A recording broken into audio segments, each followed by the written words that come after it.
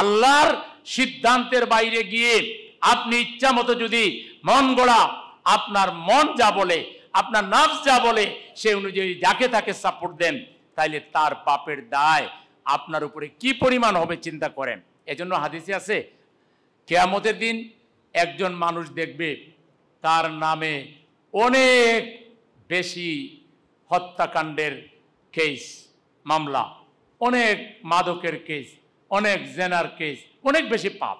আল্লাহকে বলবে যে আল্লাহ আমি পাপই এটা মানি, এ ব্যাপারে কোনো সন্দেহ নাই, কিন্তু এত পাপ করার হায়াতও আমি পাইনি, আর এত পাপ করার সুযোগও আমি পাইনি। আমার নামে বোধহয় ভুল করে এটা দিয়ে দেওয়া হয়েছে।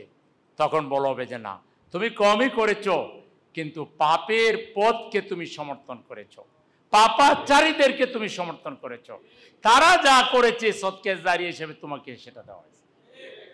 আপনি মরে গেল সদকায়ে জারিয়া হিসেবে বদ আমল আপনার আমলে যোগ হইতে থাকবে। আরেকজন বলবে আল্লাহ এত কোরআন তেলাওয়াত, এত নামাজ, এত তাহাজ্জুদ, এত দান খয়রাত, আল্লাহ আমি কিছু ভালো কাজ করেছি, একেবারে সামান্য, লিটল বিট, বেশি কিছু করতে পারি নাই, কিন্তু আমার নামে এত কিছু বলে ফেরেশতারা আমার নামে দিয়ে দিয়েছে। আল্লাহ বলবেন বলে দেন নাই, তুমি ওই যে ভালো নিজে হয়তো খুব বেশি করতে পারো নাই, কিন্তু আল্লাহর দ্বীনের পথকে অনুসরণ করেছ, চরিত্রবান মানুষের সাথে ছিলা, মন্দ কাজে সহযোগিতা করো নাই, ভালো কাজে সহযোগিতা করেছ। ভালো কাজে যাদেরকে সহযোগিতা করেছ তাদের সকলের ভালো কাজের একটা অংশ সদকায়ে জারিয়া হিসেবে তোমার এখানে যোগ হইতে হইতে কিয়ামত পর্যন্ত অনেক বড় হয়ে গেছে। তাহলে কোন পথটা আমাদের জন্য প্রিয় পথ? লা ইলাহা ইল্লাল্লাহু মুহাম্মাদুর রাসূলুল্লাহ পড়ার পরে আমি চাঁদাবাজির পথ, টেন্ডারবাজির পথ, আমি ওই দুনিয়ায় আমার স্বার্থ হাসিল করার জন্য মন্দ লোকদের, মন্দ চরিত্রের, মন্দ কাজের অংশীদার হওয়া, এটা চরম বোকামি ছাড়া, চরমভাবে আমার জীবনের জন্য একটা ক্ষতি এবং ধ্বংস ডেকে আনা ছাড়া আর কোনো কাজ নয়।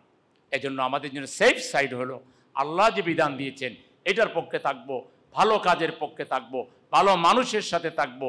তাতে আমি যদি ব্যক্তি জীবনে গুনাহ খাতা করেও ফেলি, রাইট ওয়েতে থাকার কারণে আল্লাহ তাআলা আমার গুনাহ মাফ করে দিবেন। আল্লাহ বলছেন যারা দ্বীনের পথে চলবে, ইয়াগফির লাকুম যুনুবাকুম, আমি তাদের গুনাহ মাফ করে দেব, ওয়ায়ুদখিলকুম জান্নাতিন তাজরি মিন তাহতিহাল আনহার, এমন তাদেরকে ওই জান্নাতে প্রবেশ করাবো যে জান্নাতের নিচ দিয়ে ঝর্ণা দ্বারা প্রবাহিত।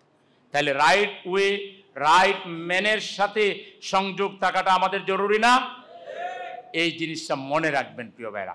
আপনি যদি ভুল পথে রকেট দিয়ে যদি আপনি চলেন, আপনি কিন্তু ভুল রাস্তায় যাচ্ছেন, মানে দ্রুত গতিতে ধ্বংসের দিকে যাচ্ছেন। আর আপনি যদি রাইট ওয়েতে স্লোলি, আপনি যদি একেবারে কচ্ছপের গতিতেও যান, দিন শেষে আপনি কিন্তু গন্তব্যে পৌঁছতে পারবেন, আপনার কোনো ক্ষতি হবে না। এই জন্য পথ বোলা আমাদেরকে হওয়া যাবে না।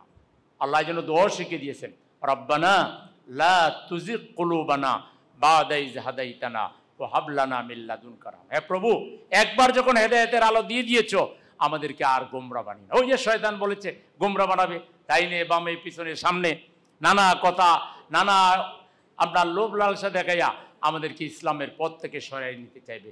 এটা যেন আমরা না করি।